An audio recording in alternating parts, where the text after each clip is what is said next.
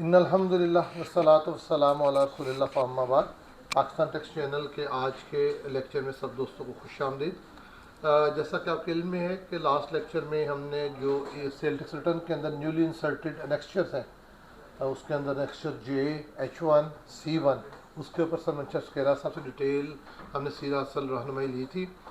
उसी लेक्चर का जो अगला तसलसल है, और सर ने लास्ट टाइम उसको एक इशारतन जिक्र किया था कि एनेक्स्चर के अंदर जो कॉस्ट का इशू है ये बड़ा सेंसिटिव है, और इसके इतने कुछ ज़्यादा रूल्स हैं, ये इतने ज़्यादा इसकी मेथडोलॉजीज़ हैं कि उसको किस तरीके से आपने कॉस्ट मेजर करके वहाँ पे लिखनी है, और किस तरह आपने ओपनिंग को, प्रोडक्शन को, क्लोजिंग को किस तरह मैनेज करना है, या ओपनिंग को और सेल को H1 के अंदर अपने जो क्लोजिंग उसको किस तरह मैनेज करना है।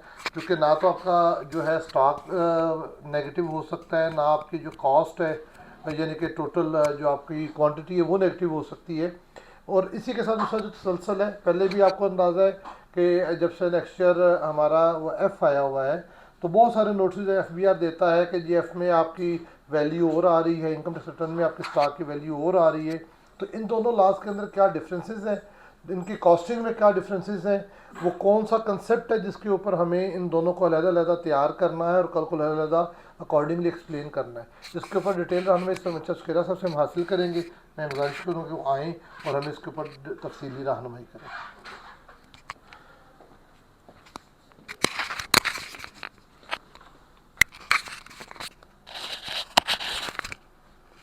बिस्मिल्लाहिर्रहमानिर्रहीम। अस्सलाम वालेकुम honourable member of Pakistan tax channel, अस्सलाम वालेकुम। बेसिकली हमारा टॉपिक था with reference to filing of return annexure J और H1। पहले वो F था, उसमें स्टॉक एंड ट्रेड की वैल्यू थी। बेसिकली स्टॉक एंड ट्रेड या इसका अल्टरनेट जो है वो इन्वेंट्री है, इन्वेंट्री या स्टॉक एंड ट्रेड।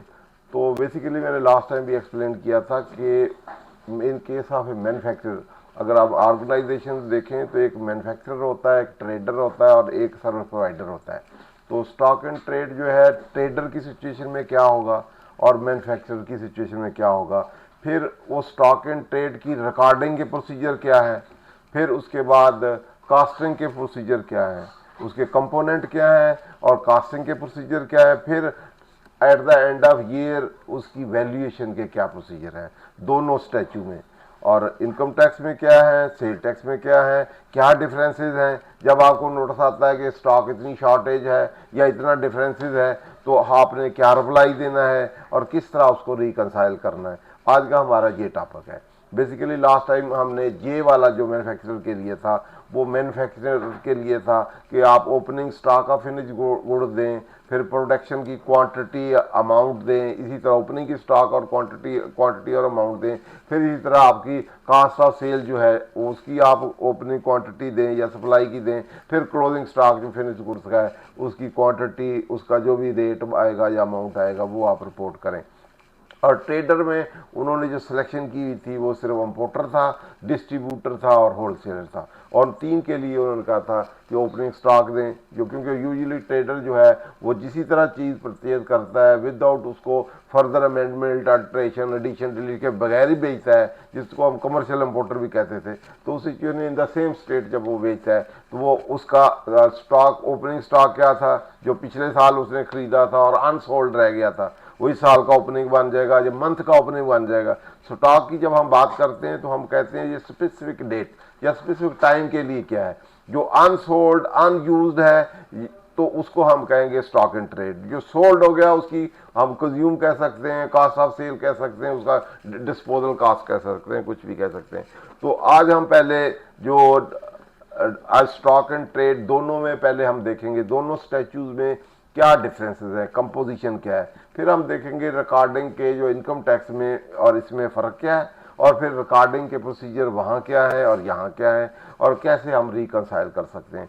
सबसे पहले हम जो टेकअप करते हैं वो दोनों स्टैच्यू का अगर हम सब्जेक्ट मैटर देखें तो सेल टैक्स जो है उसमें वो गुड्स को डील करता है, जबकि जो हमारा इनकम टैक्स या उसकी मेथडोलॉजी मेजरमेंट जो है या रिकग्निशन जो है बेसिस ऑफ चार्ज जो है वो या वैल्यू के डिफरेंट मेथडोलॉजी है। बेसिक सबसे पहले जो मोस्ट इम्पॉर्टेंट है वो सेक्शन 2 का 46 है जो वैल्यू टर्म करता है सेल टैक्स में, तो उसकी वैल्यूएशन कैसे टर्म होनी है वो उसके मुताबिक चार्ज होनी है। तो जो इनकम टैक्स ऑर्डिनेंस है या अदरवाइज कंपनी है या इंटरनेशनल अकाउंटिंग है, वहाँ हम पहले देख लेते हैं कि वहाँ क्या प्रोसीजर है। तो फिर या पहले डेफिनेशन देख लेते हैं, मेथड प्रोसीजर देख लेते हैं, फिर अदरवाइज कर लेंगे। सबसे पहले सिंपल मैं बता दूं कि अगर हम परचेजेज की बात करते हैं तो परचेजेज की हम कैसे कास्टिंग करेंगे उसको हम देख लेते हैं। परचेजेज के दो पार्ट होते हैं, एक इंपोर्टेड परचेजेज और एक लोकल परचेजेज। तो सबसे पहले जो इंटरनेशनल अकाउंटिंग इन्वेंट्री का या कास्टिंग का परचेजेज का है, इंपोर्ट अगर हम करते हैं तो उसमें बेसिक जो प्रिंसिपल आपने देखना है कि कोई भी चीज़ आप परचेज करते हैं तो उसकी purchase price plus all incidental expenses bringing that thing to the premises and location of that, जहां आपने लेके आनी है वहां तक की जो कास्ट है वो आपके ऐड करनी है। लेकिन वो कास्ट के लिए आपने या टैक्स ड्यूटी भी ऐड कर सकते हैं, लेकिन उसके लिए दो रूल आपने देखने हैं। नंबर 1 रूल तो ये है कि वो असेंशियल हो, उसको लाने के लिए ज़रूरी हो, उसके बगैर वो वहाँ लाई ना जा सकती हो। दूसरा, वो इनएफिशिएंसी ना हो, आपके फॉल्ट की वजह से कास्ट ना हो। दूसरा, वो टैक्सेस ड्यूटी है तो वो एडजस्टेबल ना हो, अगर वो एडजस्टेबल है फिर उसका पार्ट नहीं बनेगा। तो ग्रॉस कॉस्टिंग जो आपने परचेजेज करनी है, क्योंकि परचेजेज से ही आगे सबको चलना है। जो परचेज की कास्ट है वही आगे स्टॉक की कास्ट होगी, वही है फिर आपकी कास्ट ऑफ सेल की होगी, ऑनवर्ड चलेगी। तो पहले हम परचेज ग्रॉस परचेज आपने टर्मिनेशन करनी है। तो इंपोर्टेड की अगर हम देखें तो वो जो आपने प्राइस वहां आपने एग्री की हुई है, और उसके बाद फिर जितना फ्रेट है, इंश्योरेंस है और इंपोर्ट पे ड्यूटी है, टैक्सेस है जो अनएडजस्टेबल है, जो एडजस्टेबल है वो निकाल देंगे, जो अनएडजस्टेबल है वो उसका पार्ट रहेंगे। और वहां से लेके अगर आप लाहौर हैं यहां तक लाने के लिए तो उसके लिए दूरी, या अगर कोई उसमें रास्ते में कोई डेंट या दराज पड़ गया उसको आपने ठीक रहा है, वो नेसेसरी है उसके लिए, तो वो भी, या फ्रेट का लाहौर तक आपके प्रेमिसेस तक लाने के लिए, रेडी फॉर सेल के लिए, जो भी आपकी नेसेसरी एसेंशियल कास्ट है, अनएडजस्टेबल है, तो वो वाली आपकी उसमें ऐड होगी। जो आपकी इनएफिशिएंसी की वजह से हुई है, आपने इंश्योरेंस नहीं कराई तो डैमेज पड़ गया या कोई और चीजें होगी, पेनल्टी पड़ गई, तो वो उसका पार्ट नहीं बनेगी। आल्दो वो एसेंशियल है, आपने पे किए हैं, लेकिन ड्यू टू योर इनएफिशिएंसी आपको आपके फॉल्ट की वजह से हुई है तो वो उसका पार्ट नहीं बनेगी। तो ये आपकी ग्रॉस परचेज इंपोर्ट की। इसी तरह लोकल की आपने ये दो रूल रखते हुए कि एसेंशियल हो और आपके फॉल्टी या इनएफिशिएंसी की वजह से वो कास्ट ना हुई हो, तो वो फिर आपका बेसिक ये रूल भी इसीलिए है तो ताकि कंपैटिबल हो, आपने जो परचेज की है उसकी कास्ट और दूसरे की इस एक जैसी हो। इस रूल को सामने रखते हुए तो वो आपकी ग्रॉस कास्ट होगी। अब जब परचेज होगी इसके बाद फिर आपने डिस्काउंट हम देख लेते हैं। तो डिस्काउंट जो होते हैं, 2-3 किस्म के डिस्काउंट होते हैं। एक ट्रेड डिस्काउंट होता है, ट्रेड डिस्काउंट आपका लिस्ट में लेस होता है। एक आपका कैश डिस्काउंट होता है, एक क्वांटिटी डिस्काउंट होता है। तो वो तीनों ही आपने उसमें से लेस करने। इस तरह फ्रेट इन होता है, लोकली जो होता है वो भी यूजुअली, और डिस्काउंट को इन और आउट कहते हैं, आउट सेल पे होता है, इन परचेज पे होता है। इस तरह फ्रेट इन, फ्रेट आउट कवर्ड बाद यूज होता है। इन वाला होता है परचेज पे, आउट वाला होता है आपका सेल पे। तो इन वाले आपने इसमें से लेस करना है। इसी तरह जो आपकी परचेज रिटर्न जो है, नेट अगर हम परचेज कैलकुलेट करें, डिस्काउंट है लेस करने हैं उसमें से। इस तरह आपकी परचेज रिटर्न, इधर भी डेबिट क्रेडिट नोट है आपके पास, यहाँ भी लेस होते हैं, यहाँ किसी और महीने में जाके हो सकते हैं। वहाँ हमने जब भी रिटर्न हुई है उस टोटल परचेज में से आपने वो रिटर्न जो है, रिटर्न है, जो रिटर्न की डिफरेंट रीजन हो सकती हैं, आपकी उसकी क्वालिटी सही नहीं है, डिफेक्टिव है, प्राइस आपने कम कर दी उस वजह से है, या आपका सेल टैक्स या कोई चीज़ें कम होगी, वैल्यू कम होगी, या अदरवाइज वैसे आपने डिस्काउंट दे दिया या क्वांटिटी ज़्यादा कर दी। तो डिफरेंट रिटर्न की डिफरेंट बेसिस आपकी हो सकती हैं, डिफेक्टिव हो सकती है, या रिटर्न में वैल्यू डिफरेंस आपने डाल दिया कि मैंने आपकी प्राइस कम कर दी, वो हो सकती है, या गुड्स ही वापस आ गई तो फिर आपने डेबिट क्रेडिट पूरा का पूरा ही एड लेस करना है। तो रिटर्न वाली जो है आपने जितना भी उसमें कम वैल्यू हुई है या चीज़ ही वापस आई है उसकी वैल्यू आपने उसमें से लेस कर देनी। दोबारा बिकेगी तो फिर दोबारा आपने उसको ऐड कर देनी उस अकॉर्डिंग। तो ये वाला जस्ट परचेज का आपने इस तरह रिकॉर्डिंग करनी है। रिकॉर्डिंग के बाद अब ये परचेज की कास्ट आ गई है। परचेज ये आपकी रिकॉर्डिंग कास्ट है। अब जो इनकम टैक्स है उसमें इसको रिकॉर्डिंग के लिए अक्रूवल सिस्टम होता है। तो पूर्व सिस्टम में जब आपने लाइव आपकी ड्यूटी टू पे राइज होगी तो उस वक्त आप इसको रिकॉर्ड कर लेंगे, ये वैल्यू इस तरह टर्न कर लेंगे, और उसके बाद ये eight the time of recording है। तो जनरली कंपनी जो होती हैं उनके लिए ज़रूरी है कि आपका अक्रूवल सिस्टम हो। सेक्शन 32 है और साथ ही सेक्शन 34 है। अक्रूवल सिस्टम के मुताबिक आप सारी चीज़ें रिकॉर्ड करते हैं। रिकॉर्ड करने के बाद अकाउंटिंग प्रिंसिपल भी अप्रूवल सिस्टम है कि आप रिकॉर्ड करें। कैश सिस्टम भी है, हाइब्रिड सिस्टम भी है। तो यूजुअली कैश सिस्टम होगी तो पेमेंट बेसिस पे रिकॉर्ड आप करते जाएंगे, रिसीट भी इसी तरह करेंगे। अगर आपने हाइब्रिड किया हुआ है, कुछ चीज़ें एक्सपेंस आपने पेमेंट पे करते हैं और कुछ चीज़ें आप उस पर अक्रूवल के करते हैं, तो उसको हम हाइब्रिड सिस्टम कहते हैं। तो इसका मर्केंटाइल अक्रूवल को मर्केंटाइल सिस्टम भी कहते हैं। ये रिकॉर्डिंग के लिए ऑल एसेट, लायबिलिटी, इक्विटी, जितने रेवेन्यू एक्सपेंस हैं सारे आप अक्रूवल पे रिकॉर्ड करेंगे। जब जो आपके रेवेन्यू होंगे, जब राइट टू रिसीव होगा, तो या जो आपने सिस्टम अपना अकाउंटिंग पॉलिसी है उसके मुताबिक आप उसको रिकॉग्नाइज कर देंगे। एक्सपेंस जब लायबिलिटी, ड्यूटी टू पे या लायबिलिटी टू पे राइज होगी तो उसको आप रिकॉर्ड कर लेंगे। इररिस्पेक्टिव आप पेमेंट 5 ईयर में दी, एडवांस दी है, इस साल में दी है या अगले साल में देनी, वो इररिलेवेंट है। क्लियर जी? तो ये बेसिक फंडामेंट है। अब जब आपने रिकॉर्डिंग कर ली है तो रिकॉर्डिंग, इन्वेंटरी रिकॉर्डिंग के दो तरीके होते हैं। एक तो आप उसको एज ए उसको कहते हैं परपेचुअल सिस्टम, तो परपेचुअल इन्वेंट्री, और एक फिजिकल एंट्री। परपेचुअल में आप उसको एज ए एसेट रिकॉग्नाइज करते हैं, इन्वेंट्री का अकाउंट खोल सकते हैं। तो इन्वेंट्री का अकाउंट कर लेंगे, उसमें ओपनिंग होगा प्लस परचेजेज होंगी, और उसमें से जितनी आपकी सेल होगी कास्ट ऑफ सेल में से निकाल के एक कास्ट ऑफ सेल का भी अकाउंट ले लेंगे। तो इस तरह आपने, क्योंकि एसेट का अकाउंट खोला हुआ है, तो उसमें से जो कास्ट ऑफ सेल होगी या डिस्पोजल होगी वो वैल्यू निकल के आपकी ट्रेडिंग अकाउंट में चली जाएगी। तो वहां से आपका एसेट अकाउंट हमेशा रहेगा। और साल के एंड पे परपेचुअल सिस्टम में आप जो फिजिकल लेंगे क्वांटिटी या वैल्यू, वो लेके उससे कंपैरिजन करेंगे कि जो आपने परपेचुअल मेंटेन किया हुआ है अकाउंट एंट्री का, वहां कितनी वैल्यू है तो और एक्चुअल कितनी है, डिफरेंशियल क्या है, उसको आप इन्वेस्टिगेट करेंगे। क्या है, लीकेज है, स्लो है या डैमेज है या क्या चीज़ है, वो आप उसको कास्ट ऑफ सेल को चार्ज कर देंगे। अब इन्वेंट्री आपके पास क्लोजिंग है, फिजिकल भी आ गई, फिर वैल्यूएशन का यूजुअली जो इसको हम कहते हैं मैचिंग प्रिंसिपल। पहला रिकॉर्डिंग प्रिंसिपल था जो इसको हमने कहा कि अक्रूवल सिस्टम है। अब हमने साल के एंड पे दो सिस्टम लगाने हैं। एक सिस्टम लगाना है फेयर वैल्यू का और या वैल्यूएशन का, मेजरमेंट का, और एक लगाना है मैचिंग का। मैचिंग का मतलब ये है कि इस साल हमने रेवेन्यू जो रिकॉग्नाइज किया है उसकी एसोसिएटेड या एट्रीब्यूटेड कास्ट है वो उसके सामने उसमें से लेस करें, ना उससे ज्यादा हो ना कम हो। ये ना हो कि हमने चीज बेची नहीं हो कि स्टॉक की कास्ट उसको चार्ज कर दें। तो वो वाली जो उसकी एसोसिएटेड एट्रीब्यूटेड कास्ट है वही उस सेल में से लेस करें। सपोज आपने 10 यूनिट खरीदे, 10 में से आपने 8 यूनिट बेच दिए हैं, तो आप 8 यूनिट की जो सेल प्राइस है उनपे 8 यूनिटों की लेस कास्ट आप करेंगे। अगर 10 की करेंगे तो लॉस होगा और वो इनअप्रोप्रिएट भी होगा और मैचिंग भी नहीं होगा।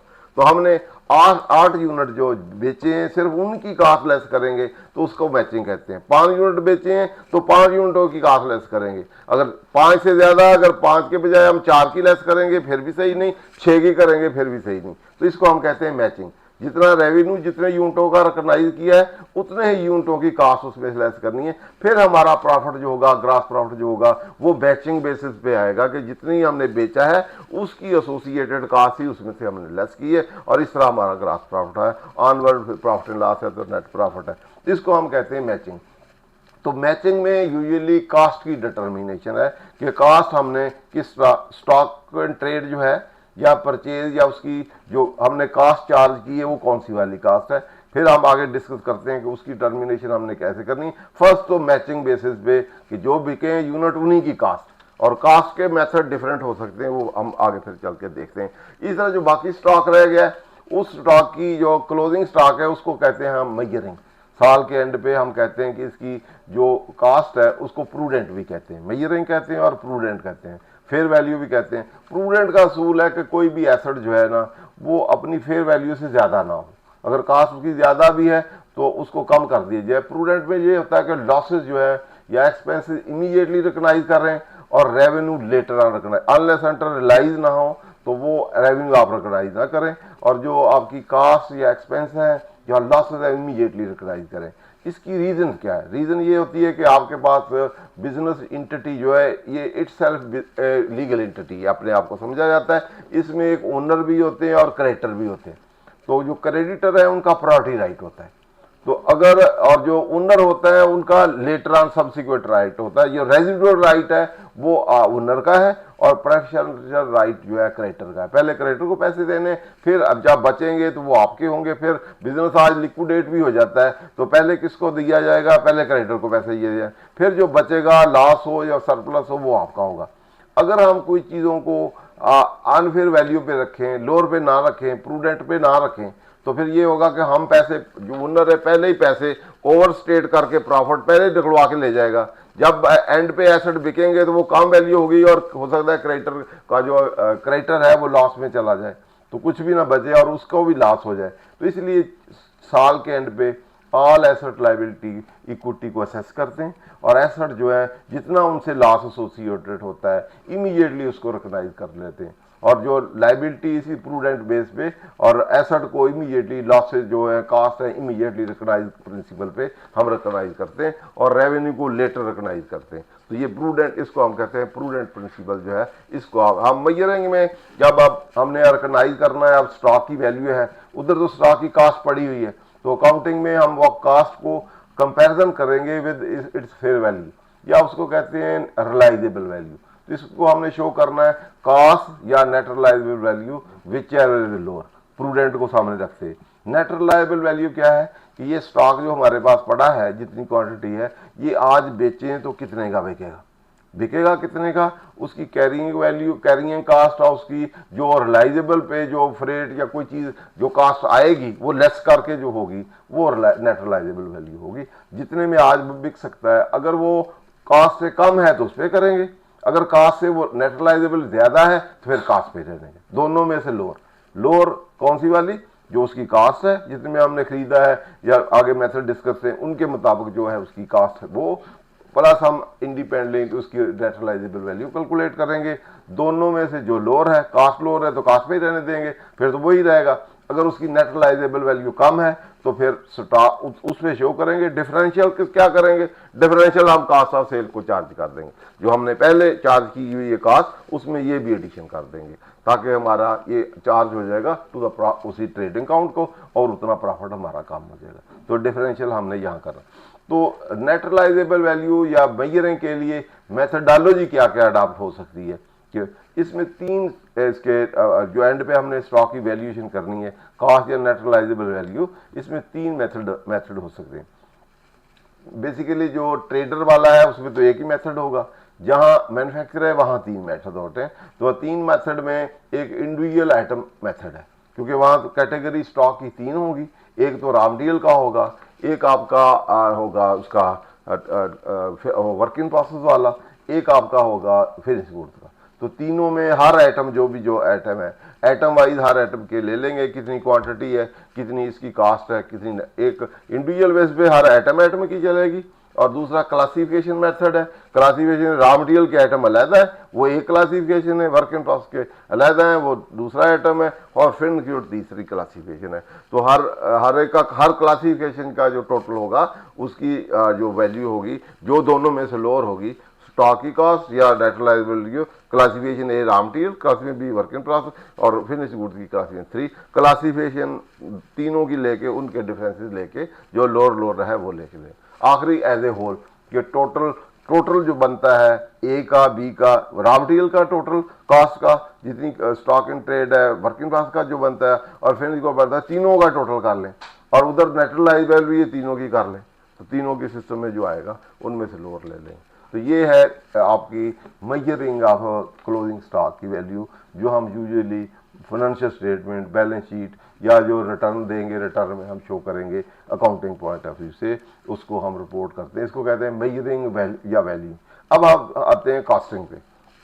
तो कॉस्टिंग में यहाँ भी सेक्शन 25 है of the 35 stock and trade को डिफाइन भी करता है, उसके कॉस्टिंग के डिफरेंट मेथड भी देता है, उसके कंपोनेंट भी देता है, उसके अकॉर्डिंग फिर हम चलते हैं, देखते हैं उसको क्या है। तो इसमें स्टॉक जो है, तो स्टॉक या इन्वेंट्री की जो डिस्पोजल कास्ट है या उसकी क्लोजिंग कास्ट है, तो उसकी टर्मिनेशन के लिए FIFO है, LIFO है, उसके बाद एवरेज मेथड है और स्पेसिफिक डेटिफिकेशन मेथड है।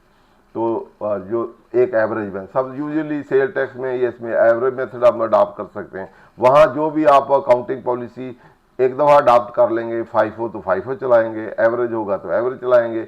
और जहाँ कहीं कोई इंटरचेंजेबल गुड्स ना हो, जैसे गाड़ियाँ हैं तो उसका ब्रांड है टोयोटा है या आपकी कोई और गाड़ी है या सुजुकी है या डिफरेंट है, उसको हम फिर मेथडोलॉजी फाइफो लाइफो नहीं लगा सकते, क्योंकि वहाँ वो इट सेल्फ जो है आइडेंटिफाइबल आइटम है। तो या क्वांटिटी लो हो और उसकी हाई वैल्यू आइटम हो, तो वहाँ उस सिचुएशन में फिर इंटरचेंजेबल ना हो तो वहाँ उसकी स्पेसिफिक वैल्यू मेथड अडॉप्ट करते हैं। तो लाइफो फाइफो में जब हम फाइफो में देखें तो हम देखते हैं कि जो आखिरी कास्ट आई हैं वो स्टॉक जो है आखिरी कास्ट पे रखते हैं, और कास्ट ऑफ सेल को जो पहले आई चीज़ वो कास्ट ऑफ सेल को चार्ज करते हैं। डिस्पोजल कास्ट जो है ओल्डेस्ट कास्ट पे होती है और स्टॉक जो है लेटेस्ट कास्ट पे होता है। इसी तरह जो फाइफो में ये सिस्टम होता है। लाइफो में जो होता है वो जो लेटेस्ट कास्ट होती है वो चार्ज होती है, ओल्डेस्ट कास्ट पे स्टॉक रखते हैं। उसमें ये प्रोसीजर होगा, क्योंकि पहला पुरानी भी रखेंगे और चार्ज करेंगे कास्ट ऑफ गुड्स को ओल्ड लेटेस्ट कास्ट। इसी तरह जो एवरेज वाला है वो सारों का एवरेज कर लेंगे, और स्पेसिफिक आइडेंटिफिकेशन मेथड में अपनी अपनी जिस गाड़ी की जितनी कास्ट है, जितनी बच गई हैं उनकी वो वैल्यू, कास्ट में भी वही वैल्यू उनकी। तो ये प्रोसीजर होगा। तो अब हम स्टॉक ट्रेड की डेफिनेशन या कास्टिंग के कंपोनेंट है उनकी डेफिनेशन ये सारी देख लेते हैं, फिर हम इसको कंपैरिजन कर लेंगे विद द सेल टैक्स। तो इसमें स्टॉक एंड ट्रेड के लिए सेक्शन 35 है, for the purpose of determining the person income chargeable tax under the head income from business for a tax year the cost of stock in trade dispose of से मुराद cast of cell, कि जितना हमने बेचा है वो उसका जो कास्ट ऑफ सेल में चार्ज किया है जो परचेज में से, उसकी कैसे डिटर्मिन करनी है। In a year shall be computed in accordance with the following formula A plus B minus C. A is the opening stock, तो जैसे ओपनिंग स्टॉक करें प्लस परचेज करें तो क्लोजिंग स्टॉक करें तो स्टॉक का डिस्पोजल को कैसे करें, ओपनिंग परचेज और क्लोजिंग लेस करें तो कास्ट ऑफ सेल होगी। तो वही वैल्यू जो मेथड हमने अदरवाइज लगाया हुआ है तो वही वाला इसमें पहले ओपनिंग स्टॉक है उसमें purchase acquired during the year जो आपने परचेज किया है, मंथ में भी ऐसे ही होगा। ओपनिंग क्या है, परचेज क्या है की और क्लोजिंग उसमें से लेस किया तो कास्ट ऑफ गुड्स सोल्ड होगी। अगर हम cost of goods sold less करेंगे तो क्लोजिंग आ जाएगा। तो पहले दोनों को टोटल करेंगे, वो अवेलेबल फॉर सेल है ओपनिंग स्टॉक और परचेज, इसमें से क्लोजिंग स्टॉक निकाल देंगे तो कास्ट ऑफ सेल आ जाएगी। अगर इन दोनों की जो वैल्यू होगी उसमें से कास्ट ऑफ सेल निकाल देंगे तो स्टॉक आ जाएगा, तो क्लोजिंग स्टॉक आ जाएगा। फिर आगे नेक्स्ट, तो और क्लोजिंग स्टॉक किस तरह कैलकुलेट होगा, वो कास्ट ऑफ सेल लेस कर देंगे। तो उसमें से होगा पहला साल हो तो पिछले साल में से आया हो तो वो लेस कर लेते हैं। उसके बाद the fair value of stock in trade refer to in clause B of the shall be determined at the time the stock is venture is the business. अगर आप घर से कोई चीज़ें लाते हैं या दवाई है तो उसकी भी वैल्यू आप फेयर वैल्यू कर लेंगे और वो उसका स्टॉक बन जाएगा। A person accounting for income chargeable tax under the head income for business on cash basis may compute the person cost of stock in trade on prime cost method. तो ये दो इंपॉर्टेंट मेथड हैं, prime cost method और absorption cost method. And person accounting for such income on accrual basis shall compute the person cost in trade on absorption cost method। जो accrual पे adopt कर रहा है उसने करना है अपना absorption cost मेथड पे, और जो कैश पे कर रहा है वो दोनों पे कर सकता है। वो आपका मेथड प्राइम कास्ट मेथड भी कर सकता है और absorption कास्ट मेथड भी कर सकता है। इसको हम देखते हैं कि प्राइम कास्ट मेथड क्या है, absorption कास्ट मेथड क्या है, आगे डिफाइन है सारे। Where a particular item of stock is not readily identifiable, a person may account for stock on first time। जब कोई आइडेंटिफाइबल नहीं है तो इंटरचेंजेबल यूनिट है तो फाइफो मेथड आप अडॉप्ट कर सकते हैं और एवरेज मेथड अडॉप्ट कर सकते हैं। Once chosen a stock valuation method may be change only with the written permission of commissioner and accord with any condition of the commissioner may impose. अगर change method को करना चाहते हैं तो FIFO है, लाइफो है या एवरेज है, तो या स्पेसिफिक आइडेंटिफिकेशन तो हर जहाँ इंटरचेंजेबल नहीं है तो वो हर एक की अपनी अपनी होगी, जैसे मैं पहले बताया। तो अब हम इस सेक्शन में जो चीज़ डिफाइन की गई है, अब्जॉर्प्शन कास्ट मेथड या आपका प्राइम कास्ट मेथड या लाइफो मेथड या फाइफो या एवरेज या स्पेसिफिक आइडेंटिफिकेशन मेथड, वो सारे हम देख लेंगे।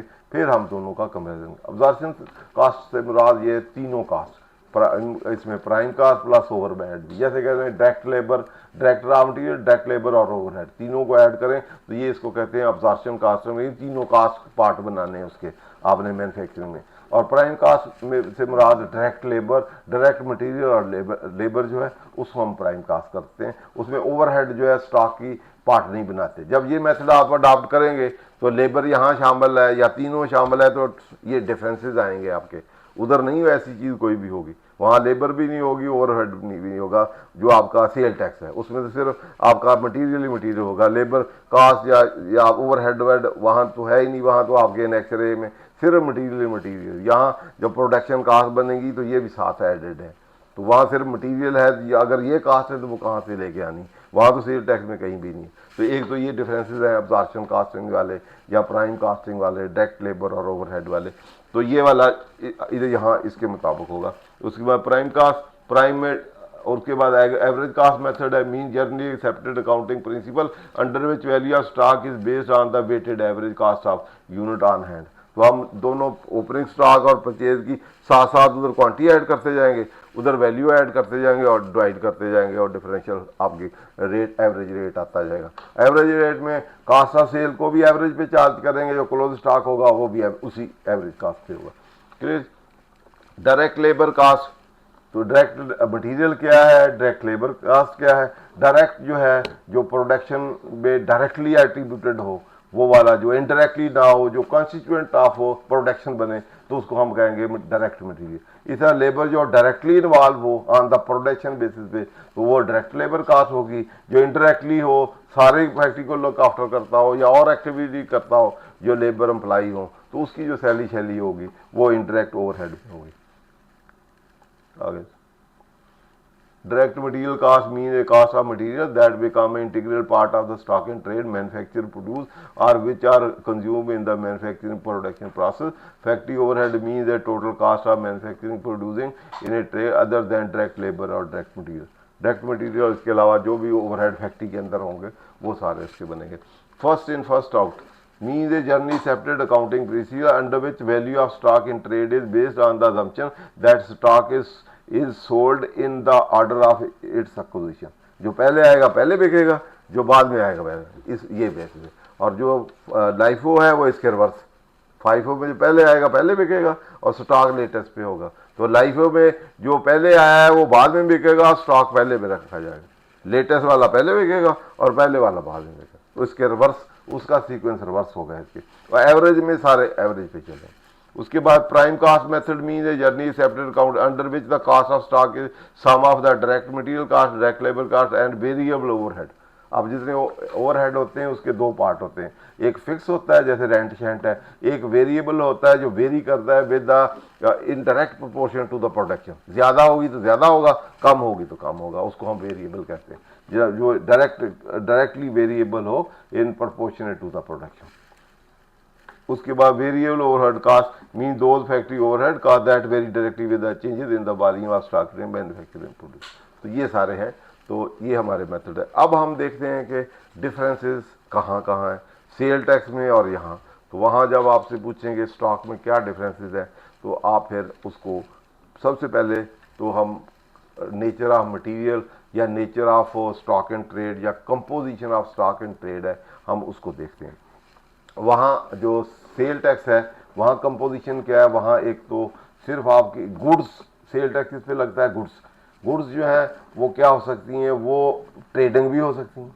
वो ट्रेड में जो पार्ट जिसको हम कहते हैं कि कास्ट ऑफ सेल का पार्ट बनती है वो भी हो सकती हैं। वो एडमिनिस्ट्रेटिव गुड्स भी हो सकती हैं, वो सेलिंग गुड्स भी हो सकती हैं। जैसे प्रिंटिंग स्टेशनरी है, आपने ली है तो उस पर भी इनपुट लेंगे। इसी तरह आपने को पब्लिसिटी वाला आपका मटीरियल है वो लिया है तो उस पर देंगे। वहाँ सर्विसेज भी हैं, सर्विसेज पे भी जो टैक्स है वो भी इनपुट लेता है, वो परचेज का पार्ट बनता है। इस तरह वहाँ यूटिलिटी भी, यूटिलिटी जो है बिजली हो गई, इलेक्ट्रिसिटी होगी, गैस होगी, उस पर भी इनपुट लेते हैं, वो भी परचेज का पार्ट है। इस तरह वहाँ कैपिटल गुड्स हैं, जो आपने कंप्यूटर लिए हैं, फर्नीचर फिक्स लिया है, वो भी गुड्स हैं, वो उसको परचेज का ही पार्ट बनाया जाता है। जबकि यहाँ जो परचेज होगी वहाँ ये चीज़ें परचेज का पार्ट नहीं होगी। जैसे मैंने कहा पहले कहा कि जो चीज़ आपने परचेज की है उसकी जो प्राइस प्लस इंसिडेंटल कास्ट उसके होंगे, और उसमें डिस्काउंट और वो जो डिस्काउंट या रिटर्न एडलेस होंगे तो नेट या ग्रास होगी। तो वहाँ तो ये कंपोजिशन देखें तो और सर्विसेज भी है तो वहाँ कंपोजिशन ऑल टुगेदर डिफरेंट है और उनके मुताबिक की परचेज की वैल्यू डिटरमिन होनी है उन्हीं 5-6 कंपोनेंट की। 5-6 कंपोनेंट से ही आपका कास्ट ऑफ सेल डिटरमिन होनी है, 5-6 कंपोनेंट से ही क्लोजिंग स्टॉक होना। वहाँ पर आपने अगर कंप्यूटर खरीदा हुआ है या एसी खरीदा हुआ है तो वो हमेशा ही स्टॉक एंड ट्रेड में रहेगा। यहाँ तो वो फिक्स एसेट में होगा, स्टॉक एंड ट्रेड में होगा ही नहीं।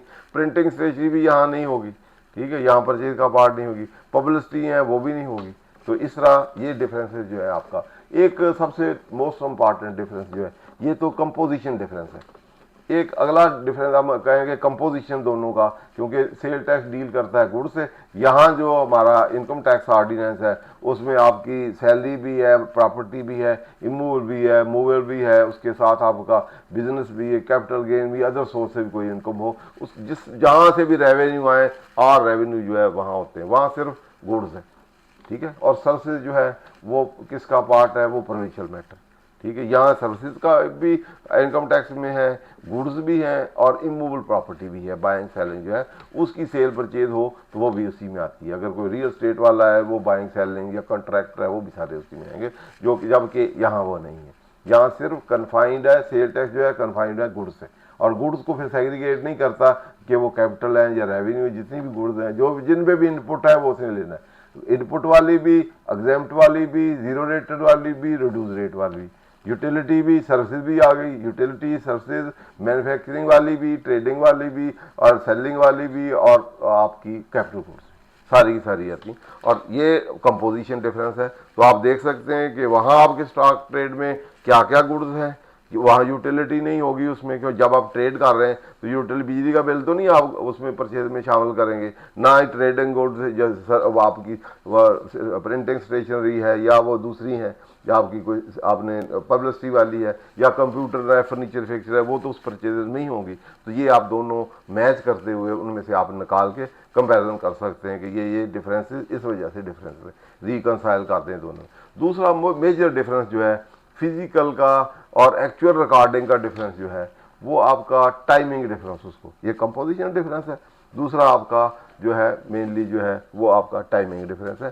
टाइमिंग डिफरेंस में सेल टैक्स में आप कोई भी परचेजेज जो है या इनपुट है 6 माह तक अंडर सेक्शन 7 क्लेम कर सकते हैं। इस महीने में आपने परचेज की है या ऐसे समझ लें मई जून में आपने परचेज की है तो आप क्लेम कर सकते हैं अगले 6 माह तक।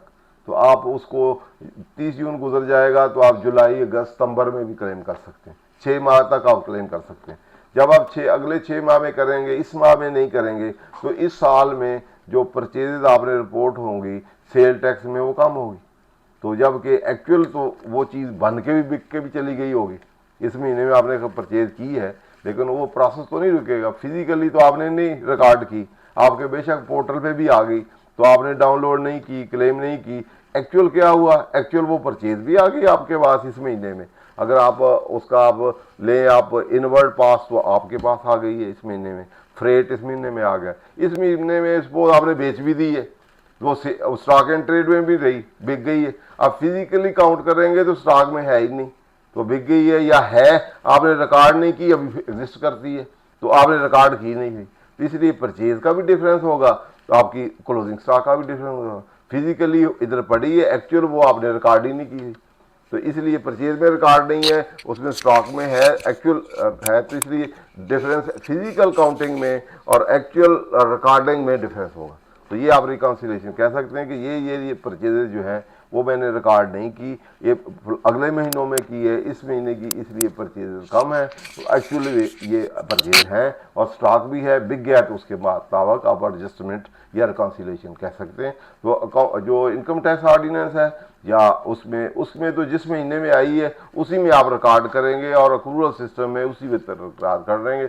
वहाँ आपका यूजली और स्टॉक होगा, यहाँ फिजिकली हो सकता है मैच करे, और जो बुक्स में आपकी सेल टैक्स रिटर्न में रिपोर्ट होगा एफ में या एच में या जे में वो ऑल टुगेदर डिफरेंट होगा। तो इस तरह वो मिसमैचिंग को आप थ्रू रिकॉन्सिलेशन कर सकते हैं। कंपोजिशन और टाइमिंग डिफरेंस के साथ दोनों आप कर सकते हैं। इस तरह इम्पोर्ट वाला एक तीसरा डिफरेंस जो है वो भी यूजुअली बहुत आता है, वो ये कि वैल्यू डिफरेंस है। जैसे आपने इम्पोर्ट की है तो कस्टम की वैल्यू और होती है, कस्टम वाले जो डीजी कस्टम है या उनकी वैल्यूएशन, उनके पास पावर होती है, तो वो आपकी वैल्यूएशन हर प्रोडक्ट की करते हैं। तो उस सिचुएशन में वह कस्टम वाले ड्यूटी जो है या टैक्सेस जो है उस कस्टम वैल्यू पे करते हैं, जबकि आपने कोई और वैल्यू दी होती। तो आपने जो वैल्यू एक्चुअल वैल्यू पे रिकॉर्ड किया होता है इनकम टैक्स में, यहाँ आपको जो अपलोड करते हैं वो कस्टम वैल्यू पे देते हैं, तो वो वैल्यू डिफरेंस भी आता है। वो भी आपका जो है वैल्यू डिफरेंस जो है वो भी आप थ्रू रिकॉन्सिलेशन या डॉक्यूमेंट कर सकते हैं कि एक्चुअल परचेज प्राइस हमारी ये है, हमने पेमेंट बाहर जो की है इतने में की है, हमारी रिकॉर्डिंग जो है according to our actual record है, जो क्योंकि वो just for the purpose of valuation है जो उन्होंने दी है। तो और आपके जो सेल टैक्स में आई है वो वैल्यू है, आपने इनपुट क्योंकि उस पर दिया हुआ है उसको आपने क्लेम किया है, तो डिफरेंसेस उसको भी जितनी जीडीज हैं वो सारों के आप डिफरेंस जो वैल्यू डिफरेंस है वो भी आप रिकनसाइल कर सकते हैं। तो बेसिकली ये वाले आपके जो डिफरेंसेस है, stock shortage, physical valuation, physical counting में कितना है, क्वांटिटेटिव क्वांटिटी का डिफरेंस अगर हो वो, या वैल्यू डिफरेंसेस हो, तो ये मेथड में भी हो सकता है। इधर आपने फाइफो किया है उधर एवरेज किया है, तो वहाँ कास्टिंग और है यहाँ कास्टिंग और है, या लाइफो की है या दूसरा किया है, या इधर नेटरलाइजेबल वैल्यू, ये मेथड डिफरेंसेस है। हमने लाइफो किया है, फाइफो किया है, तो पहला कंपोजिशन डिफरेंस, दूसरा टाइमिंग ऑफ क्लेमिंग डिफरेंस, तीसरा इम्पोर्ट वाला डिफरेंस, चौथा मेथड डिफरेंस। मेथड में फाइफो है, लाइफो है, एवरेज है, वो प्राइम मेथड है, ऑब्जर्वेशन मेथड है, या नेटलाइजेबल वैल्यू मेथड है। तो उस वैल्यू से जो डिफरेंसेस आए हैं वो वाले जो है वो आप इन डिफरेंसेस को रिकनसाइल करके टोटल को रिकनसाइल कर सकते हैं, या कह सकते हैं कि ये डिफरेंस है, इस वजह से ये डिफरेंस क्लियर। तो उसको आप एडजस्ट कर सकते हैं या उसकी रिकन्सिलेशन बना के डिपार्टमेंट को दे सकते हैं। तीसरा आपके डिफरेंस या जो यूजुअली जो चार्ज करते हैं सेल टैक्स में कि आपका इतना स्टॉक डिफरेंस है या इतनी स्टॉक शॉर्टेज है, तो ये आप रिकनसाइल कर सकते हैं। वैसे भी स्टॉक जो होता है, स्टॉक के पे सेल टैक्स नहीं लगता। स्टॉक सेल टैक्स जो है वो सप्लाई पे लगता है। आप जब सप्लाई के लिए अंडर सेक्शन 3 जो है कि आपने सप्लाई ड्यूरिंग द कोर्स आपने रजिस्टर परचेंट को ये फॉर फर्दरेंस के लिए हो, टैक्सेबल एक्टिविटी हो, पार्टी हो, उसकी ओनरशिप आपने पार्ट विद की हो, कंसिडरेशन रिसीव की हो, तो आप पार्टी भी कोई हो वो आइडेंटिफाई अजम्पशन प्रजम्पशन पे चार्जिंग नहीं हो सकती, तो वो भी एडिशनल आप उसमें अपने व्यूज ले सकते हैं कि ये अजम्पशन प्रजम्पशन से charge unless central definition charging section के इंग्रेडिएंट पूरे ना हो, सप्लाई के पूरे ना हो, टाइम ऑफ सप्लाई के ना हो, वैल्यू ऑफ सप्लाई के ना हो, तो सारे इंग्रेडिएंट पूरे होंगे, तो देन वो वैसे भी जो चार्जिंग सेक्शन है वो स्ट्रिक्टली कंक्लूड होता है in the letter in which it is express. अगर उसमें कोई अजम्पशन प्रजम्पशन इन्फ्रेंस नहीं होती, अगर उसमें दो इंटरप्रिटेशन हो तो favourable to the taxpayer होती है। दूसरा बर्डन टू प्रूव कि ये अमाउंट चार्जेबल है, ये भी उन्होंने करना है, वो ये ड्यूटी है उनकी फुलफिल करना। तो ये बेसिक इसके मतलब था। अब हम रिटर्न की कुछ चीज़ें देख लेते हैं, जैसे एचएस कोड था, तो एचएस कोड क्या है या पीटीसी कोड क्या है, तो इसके लिए अब इसकी प्रिंसिपल ऑफ इंटरप्रिटेशन क्या है, किस तरह होते हैं।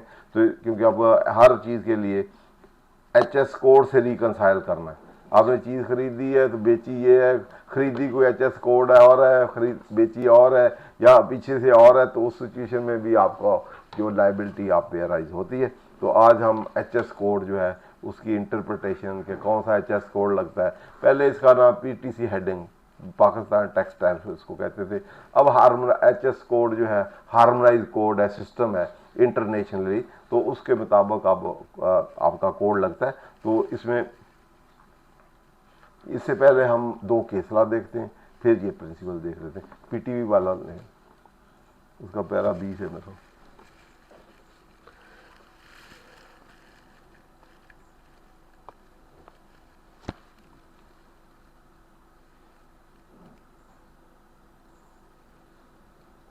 ये एचएस कोड के मतलब आपने इन डिटेल देखना हो कि क्या होते हैं, किस तरह होते हैं। तो ये इसको आप 2019 SCMR 282 आप देख सकते हैं।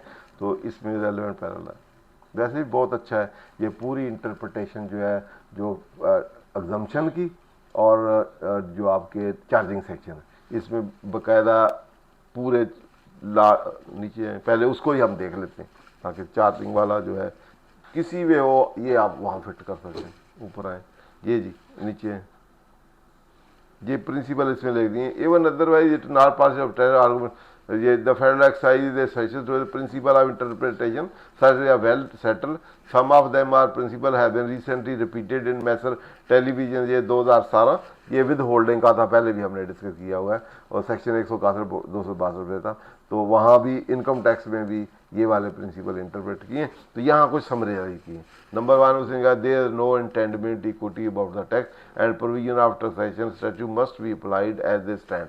जिस तरह है, जिस लेटर में है उसी तरह कर रहे हैं, इसमें कोई उसका सेपरेट या उसका सेंस नहीं देखना कि पर्पस क्या है इसका। पर्पस जब नहीं, जो लेटर है जिस तरह वर्डिंग है उसी तरह उसको आपने स्ट्रिक्टली अप्लाई करना। उसके बाद है दूसरा है the provision creating a tax liability must be interpreted strictly in favour of the tax payer and against the revenue authority.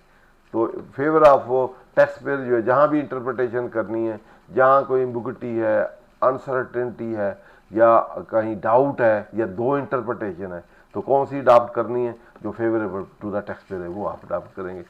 Any doubt arising from the interpretation of fiscal provision shall be resolve in favour of the tax payer.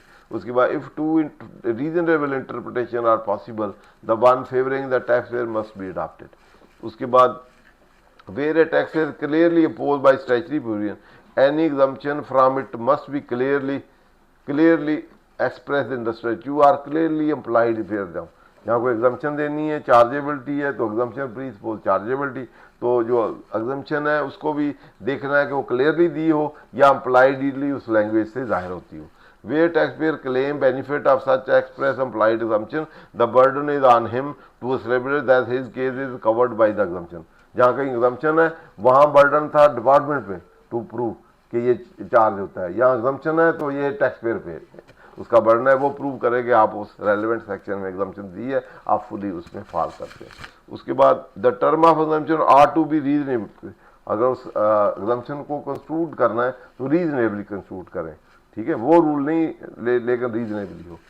If the taxpayer is entitled to exemption on a reasonable construction of law, it ought not to be denied to him by stained, strict or convoluted interpretation of law। अगर fall करता है तो फिर उसका vested right है, फिर उसको दे देना चाहिए, डिनाई नहीं करना चाहिए। Denial wasted time energy resource of state भी होगा, उसको भी होगा, लिटिगेशन में अल्टे वही उसी का बनेगा, इसलिए उसको दे देना चाहिए। ये फंडामेंटल प्रिंसिपल। अब हम HS कोड के देख लेते हैं, पीछे पैरा 20 में 9 है, पीछे ये 10 है।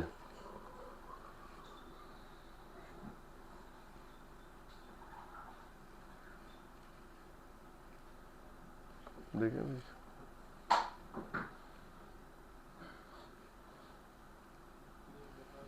हाँ ठीक।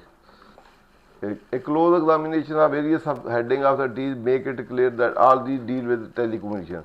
Try as one may be, one cannot find any of these 65 subheading overlap TV। At this point, it would be relevant to mention Rule 6 of Interfirst Custom, which provides for legal person classification of goods। अगला क्या है? नहीं, इससे पीछे पीछे देखें, इसमें देखिएगा 97 कहाँ लिखा हो।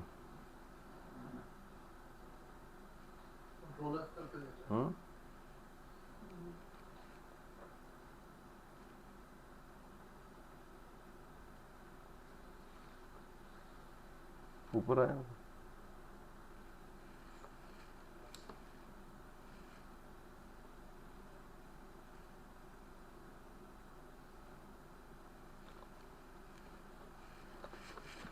हाँ ठीक है, पीछे 13 से 12 में, ठीक है 12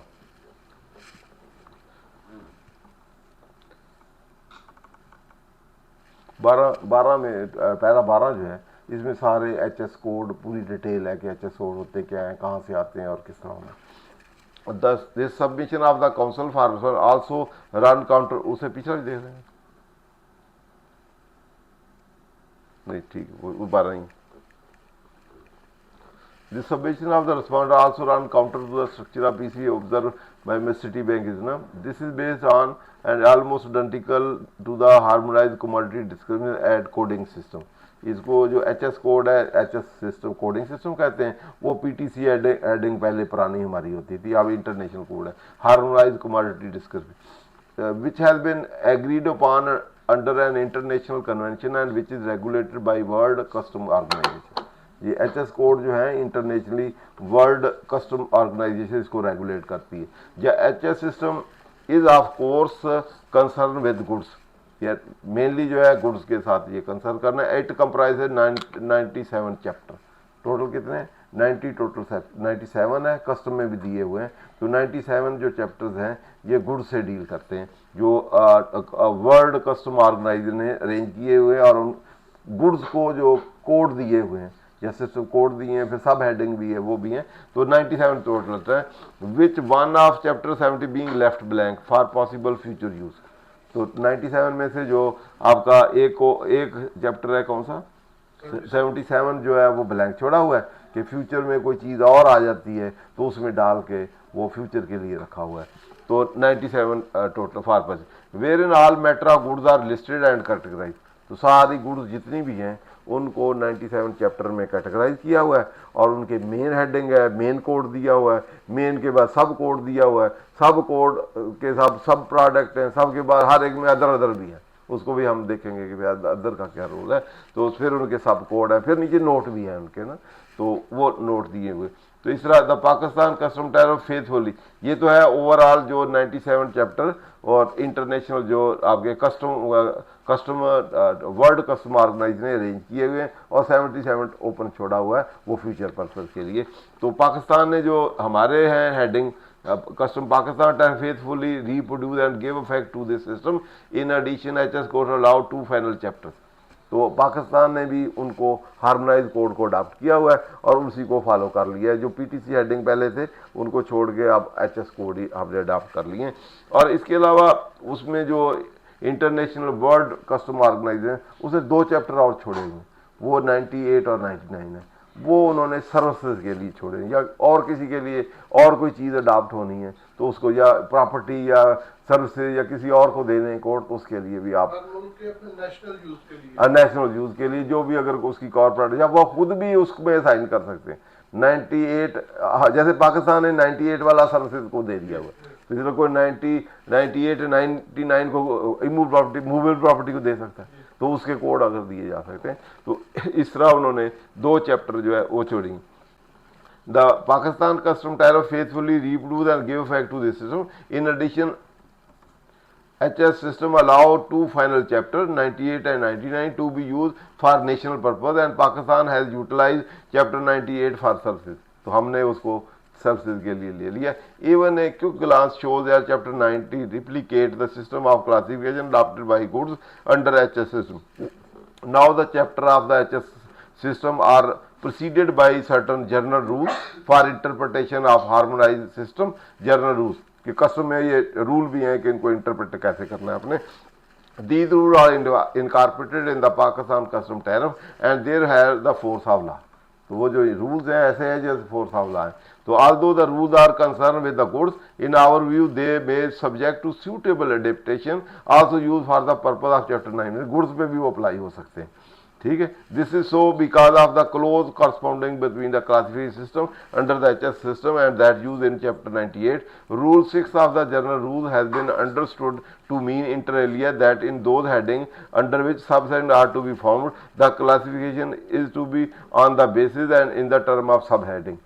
तो आगे व्हेन द रूल, ये 6 रूल जो है उसकी बात कर रहे हैं कि उसमें क्या है।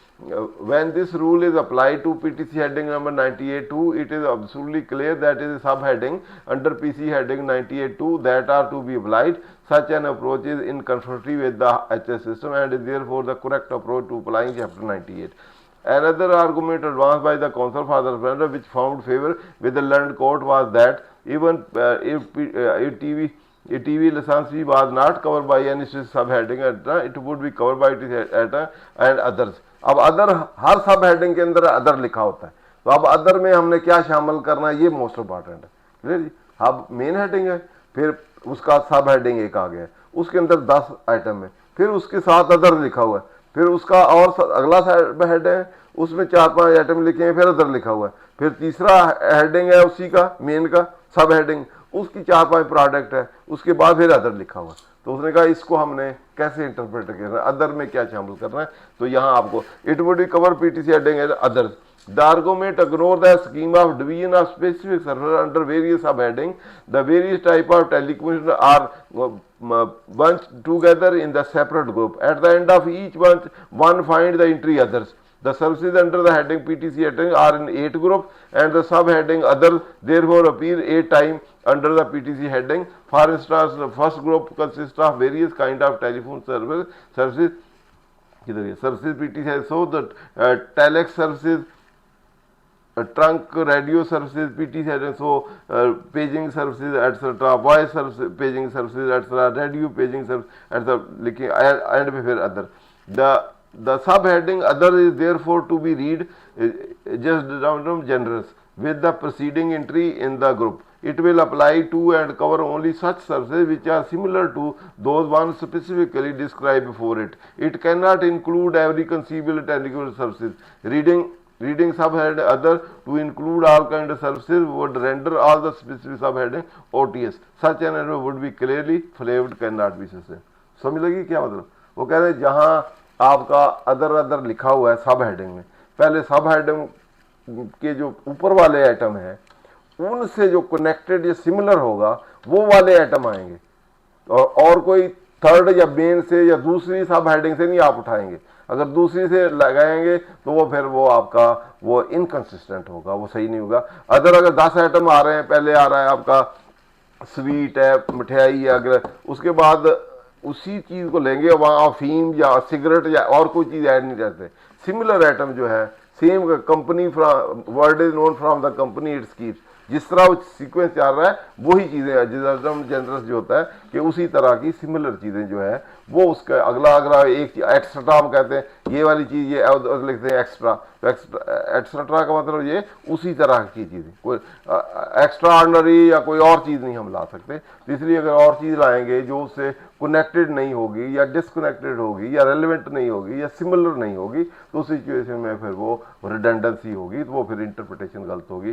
तो इसलिए मेन हेडिंग है, सब हेडिंग है, सब हेडिंग के बाद अदर है, अदर के बाद फिर नोट है, फिर बाद दफ़ा कंबाइन आइटम भी होते हैं। कुछ चीज़ें यहाँ पे जैसे आपके एक प्रोडक्ट बनी है तो एक आइटम यहाँ एक हेडिंग का है, एक उसका है, एक उसका है, इसका है, तो अब किस हेडिंग में फॉल करेगी ये प्रोडक्ट, ये इंटरप्रिटेशन कैसे होगी। फिर उसमें फिर हम देखेंगे कि उसमें मेजर रोल कैसा है, मेजर डिस्क्रिप्शन क्या है, फंक्शन क्या है, स्पेसिफिक क्या है, वो हम रूल में पढ़ते हैं।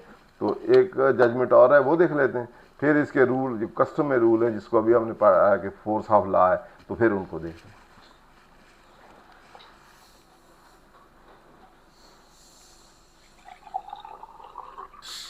ये ऊपर से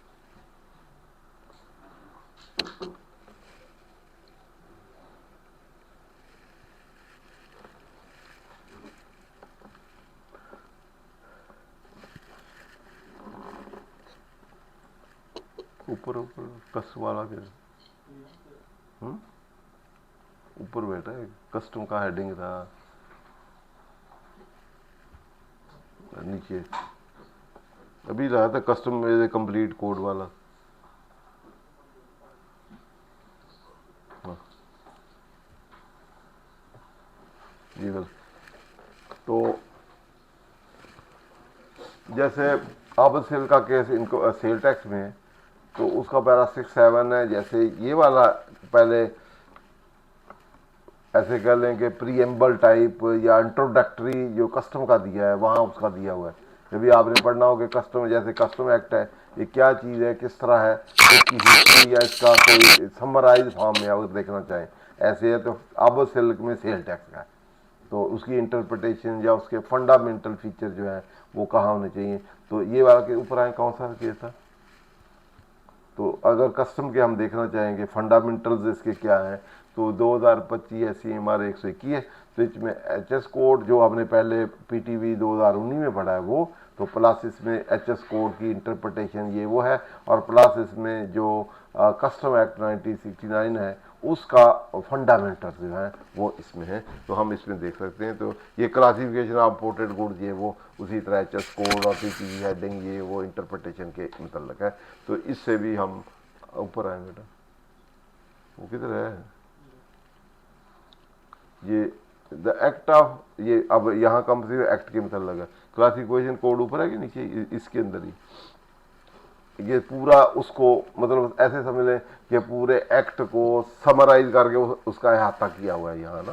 तो the act of 1969 is a comprehensive statute dealing with matter relating to levy and collection of custom duty etcetera. The charging section section 18, जैसे वहाँ हमारा सेक्शन 3 है, तो यहाँ उसने ओवरऑल सेक्शनों को यहाँ किया है। Section 18 expressly provide that custom duty shall be levied at such rate as inter alia prescribed in the first schedule. First schedule contain a general rule of interpretation of schedule. Moreover, it provides that for the purpose of interpretation explained in note to the harmonized commodity description and coding system published by the World Customs Organization, Brussels, as amended from time to time, shall be considered the authentic source of interpretation. It provides further that further, for the purpose of classification, board shall be final authority to determine the classification of any item meant to imported or exported. First rule is divided into 90 chapters and 21 sections in accordance with the harmonized code and coding system harmonized developed by the world custom. It is multi-purpose. It is multiple international product manufactured and governed under an international convention on the harmonized commodity description and coding system. It is most effective and widely used classification system. More than 180 countries have ratified the convention and Pakistan is one of them. In order to fulfill the commitment under the convention, the board has established a classification center which is run and managed by classification. यहाँ हमने classification committee बनाई है, कहते हैं कि वो जो interpretation करेगी या इसमें करेगी उसकी फाइनल होगी, लेकिन अनलेस वो अनरीजनेबल ना हो फिर ट्रिब्यूनल या जज कोर्ट उसको ख़त्म कर सकते हैं, वो अनरीजनेबल हो, अदरवाइज ये प्रीवेल करेगी। किधर गया काम? Though Custom General Order number इतनी board has established classification committee and prescribed the procedure in order to settle the issuance of classification ruling, implement recommendation of World Customs Organization. They later has issued 5 volumes of explaining note which are official interpretation of harmonized code. The World Organization take a measure to secure uniform interpretation of harmonized code and is periodically updated in the light of development which take place from private. The World Custom Organization has constituted various committee to manage the business process. It also issue guidelines to the contracted state to convention regarding the tariff classification and related infrastructure. It is noted that classification goods is one of the most basic function of the procedure in the construct of import export. It is specialized job and technically in nature. It essentially requires expertise and taking up multi-factor into consideration, examination of goods, all the relevant document, understand the classification ad and technical literature. Classification committee include experts who possess the skill, knowledge and experience in respect of classification of goods in conformity with the harmonized code. The classification the classification committee include experts who the classification committee has been established by the board pursuant to guidelines of the World Customs Organization and commitment under the convention. The rule of interpretation has been has statutory backing because they form part of the first schedule to the tax act. Likewise, the committee note issued by the World Organization are declared in the first schedule to be most authentic interpretation of its chapter and section based on harmonized code. The classification committee and its classification ruling therefore had crucial importance. Their presumption of regulatory fanciful and presumption, however, is rebuttable if it is demonstrably shown that the findings are arbitrary, fanciful, in violation of rule of interpretation explained in note and other relevant guidelines or principles relating to classification of goods under under the harmonized system. The first rule also declares that the determination considered by the board shall be final. This finality is also in the light of scheme of harmonized custom which has been adopted and followed by the Pakistan pursuant to its commitment under the convention. The tribunal nor the High Court can substitute the finding of classification committee unless they can be shown to be arbitrary, fanciful and violation of applicable rules and principle of interpretation. In case of before us, the tribunal fell in error. बहरहाल यहाँ तक है, अब हम उसके basically notes जो हैं या उसकी जो फर्दर रूल्स हैं वो जो रूल है कस्टम एक्ट के फर्स्ट रूल में जो डिस्क्राइब है रूल ऑफ इंटरप्रिटेशन कि हमने कैसे करना है कोड को, सब हेडिंग को, मेन हेडिंग को, नोड को या अदर्स को, तो वो रूल उसके प्रेस्क्राइब जो है वो as a force of law. तो जा क्लासिफिकेशन ऑफ जो क्लासिफिकेशन कमेटी है जब उसकी जो फाइंडिंग होगी, जब FBR की होगी, वो फाइनल होगी। कोर्ट या ट्रिब्यूनल उसको उससे डेविएट नहीं कर सकता अनलेस वो अनरीजन हो, आर्बिट्ररी हो, फेंसिफुल हो, तो फिर उससे डेविएट किया जा सकता है। तो अब क्लासिफिकेशन ये बेसिकली गुड्स के मतलब है, तो इसी को अडेप्ट करके हम सर्विस पे लगा सकते हैं। तो इसमें कितने रूल्स हैं? 1 2 3 4 5 6 है। 6 वाला आखिरी था, जो अदर वाला हमने उधर देखा था कि अदर को हमने उसी की सिमिलर जो है उसमें देखते हैं। अब 1 बाय 1 हम पढ़ लेते हैं। Goods classified goods in nomenclature shall be governed by the following principles. The title of section, chapter, subchapter are provided for ease of reference. जो चैप्टर या सब चैप्टर या सब हेडिंग है वो जस्ट ईज ऑफ रेफरेंस के लिए है, only for legal purpose. Classification shall be determined according to the term of heading and any relevant section, chapter, note provided such heading. तो जो इंटरप्रिटेशन बेसिकली जो सेक्शन में है या हेडिंग में है या सब हेडिंग में है या नोट्स में है, उससे इंटरप्रिटेशन होगी। वह वैसे जो टाइटल चैप्टर होते हैं या चैप्टर है, सेक्शन है, उसका इतना रोल नहीं होगा, वो अंडरस्टैंडिंग पर्पज के ईजी के लिए। या जो उसमें हेडिंग होगा, सब हेडिंग होगा, नोट होगा, अदर होगा, उसमें जो आइटम होंगे उसके विद रेफरेंस टू वो हम इंटरप्रेट करेंगे। उसके बाद 2 का ये है, any reference to the heading to an article shall be taken to include reference to the article incomplete और अनफिनिश। तो जो इनकम्प्लीट होगा या उसका रेफरेंस समझा जाएगा, unfinished, provided that as presented the incomplete और unfinished article has the essential character of complete और फिनिश। अनकम्प्लीट को कहेंगे अगर फिनिश के जो फीचर कैरेक्टर रखता होगा। It shall be taken to include reference to the article complete finish or failing to be classified as a complete finish by virtue of this rule presented unassembled or disassembled। तो जो complete incomplete भी और complete के जो feature character है तो फिर वो उसका पार्ट समझा जाए। Any reference to in the heading to a material of substance that shall be taken to include a reference to mixture और combination of that material of substance with other material substance. Any reference to goods of given material substance shall be taken in to include reference to the goods consistently wholly partly of such material substance. The qualification good consist of more than one material substance shall be according to the principle rule 3। अगर mixture है तो rule 3, जिसमें major जो उसकी description होगी या character होगा या फंक्शन जो मेन होगा, मेन वाला उसको अप्लाई किया है। तो कहेंगे मिक्सचर है, 2 हैं, कंबाइन है, तो रूल 3 वाला जो है उसको अप्लाई करेंगे। वेयर एप्लीकेशन ऑफ 2B और any other reason goods are premise classified under 2 और more heading classification extend as the heading which provide the most specific. एक पहला हो गया मोस्ट स्पेसिफिक डिस्क्रिप्शन, जो डिस्क्रिप्शन है उसका रोल प्ले करेगा कि इसकी डिस्क्रिप्शन चीज़ की उसकी क्या है, इसकी क्या है।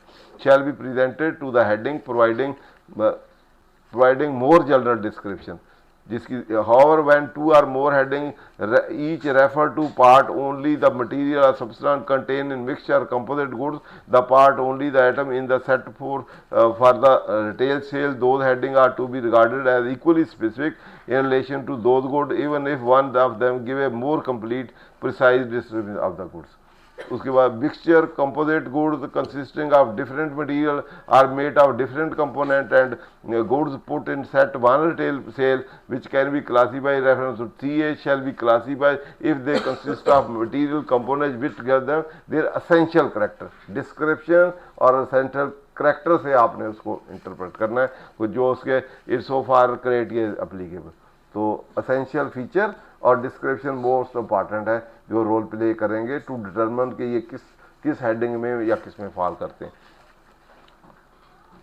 Where goods can not be classified 3AB they shall be classified under the heading which occur last in numerical order among those equally merit consideration. अगर उन दोनों में मेरिट भी वो वाला जो है आपका एसेंशियल फीचर करेक्टर में भी नहीं है तो फिर आपका ऊपर वाला जो मोस्ट डिस्क्रिप्शन में नहीं है तो जो लेटर ऑन होगा जो हेडिंग आएगा उसके साथ उसको एसोसिएट करेंगे। उसके बाद in addition to the foregoing goods which can not be classified in accordance with rule shall be classified under the heading appropriate to the good to which they most akin. एक और rule आ गया। अगर उन तीनों में description भी है, feature भी नहीं है, लेटर भी नहीं है, तो फिर जिससे वो क्लोजली कनेक्टेड है, रेलेवेंट है, वो है, उसके साथ उसको एसोसिएट करेंगे, फिर उसमें ले जाएंगे। अगला रूल है in addition to the following rule shall apply in respect of goods refer to therein. Camera ये डिफरेंट है, म्यूजिकल इंस्ट्रूमेंट, गन, ये वो वगैरह वगैरह for when of the kind normally sold there, this rule does not however apply to the container which the whole is essentially एक product है, उसमें container है, ये वो कुछ वो उसको रोल प्ले नहीं करेगा, उसकी अपने फीचर जो होंगे वो होंगे। बाज़ दफ़ा कंटेनर मैंडेटरी है तो उस सिचुएशन में होगा। Subject to Proving 5A, packing material and packing container presented with the goods therein shall be classified with the goods if they are of kind normally used for the packing such। अब packing है, packing का तो कोई और ही material है, उसमें आपने कैमरे बंद किए, तो अब वो पैकिंग वाला मटीरियल वो उसके करेंगे या इसमें करेंगे। तो अब वो है कि जिसमें पैक है, एसेंशियल उसका पार्ट है, तो उसी में ही उसको कंसीडर किया जाएगा, बजाय इसका उसका प्लास्टिक का मटीरियल तो आप प्लास्टिक वाले में ले जाएं। तो जिससे कनेक्टेड है, तो ये अगला 5वां रूल है। छठा रूल अदर वाला हमने वहाँ इंटरप्रेट कर ही लिया है। For all classification in the subheading shall be term according to term of दो subheading and related subheading note underside to the above rule on the understanding of only heading at the same level as are compared for the purpose of rule relevant section chapter notes also apply unless enter context otherwise required। तो basically description है, feature है, last है, उसके बाद relationship है, relationship के बाद उसकी कनेक्टिविटी है, जैसे अभी हमने पैकिंग चेकिंग वाले पढ़े, और एंड पे वो अदर वाले जो सब हेडिंग, सब का भी सब हेडिंग, और मेन फीचर उसके करैक्टर क्या है और रेलेवेंसी क्या है, इन चीज़ों को सामने रखते हुए हमने जो एचएस कोड है वो डिटरमिन करना है। वैसे वो अथॉरिटी जो है, जो एफबीआर ने कमेटी बनाई हुई है, क्लासिफिकेशन कमेटी, उसकी जो फाइंडिंग होगा, एडवांस रूलिंग जिसको हम कहते हैं, उसको भी आप भेज सकते हैं, वो जो करेंगे वो वाली finding. Clear? Thank you very much. क्या आगे चलें? Thank you very much for sharing. मैं इंतहाई मशहूर हूँ सरमन शाह सुखेरा साहब का। जैसा कि आपके इल्म में है कि जो नए जो इंट्रोड्यूस एचएस कोड्स हैं, सॉरी एनेक्चर्स हैं, वो इन्हीं दो चीज़ों के ऊपर बेस कर रहे हैं कि आपकी करेक्ट वहाँ पे एचएस कोड क्या है और आपकी करेक्ट वहाँ पे कॉस्ट वैल्यूएशन क्या है। इन्हीं दो के गिर्द जो हमारा एनेक्चर जे और H1 है, ये सारे का इसके इसी एक दो नुक्तों के गिर्द उसका प्रॉपर वो उसके एक समझ लें कि पर्पज़ है कि हमें आपसे ये भी पता चले कि आपने एक्चुअल ख़रीदा और बेचा क्या है, और आपने एचएस कोड दुरुस्त बेचा है या उसमें कोई आपने मैनिपुलेशन करने की कोशिश की है। तो सर ने कॉस्ट के अतबार से, एचएस कोड के अतबार से बड़ा डिटेल हमें गाइड किया, दोनों जो हमारे इनकम टैक्स, सेल टैक्स, बल्कि एचएस कोड के हवाले से, कस्टम के हवाले से भी प्रॉपर सर ने गाइड किया कि कस्टम के अंदर भी एचएस कोड की अगर हमने देखना हो कि जो चीज़ें हम ख़रीद रहे हैं या जिसे हम बेच रहे हैं, जो चीज़ें हम बना रहे हैं, तो उसका एचएस कोड क्या होगा, तो उस सूरत में उसको डिटरमिन करने के जो डिटेल इसके रूल्स हैं और इसके ऊपर जो केस लाज हैं, और हमेशा की तरह सर की प्रॉपर उसके ऊपर माशाल्लाह में गाइडेंस मिली। बहुत शुक्रिया। आज के लिए इतना ही। नेक्स्ट लेक्चर में इंशाल्लाह नेक्स्ट टॉपिक के साथ इंशाल्लाह हाजिर होंगे। बहुत शुक्रिया।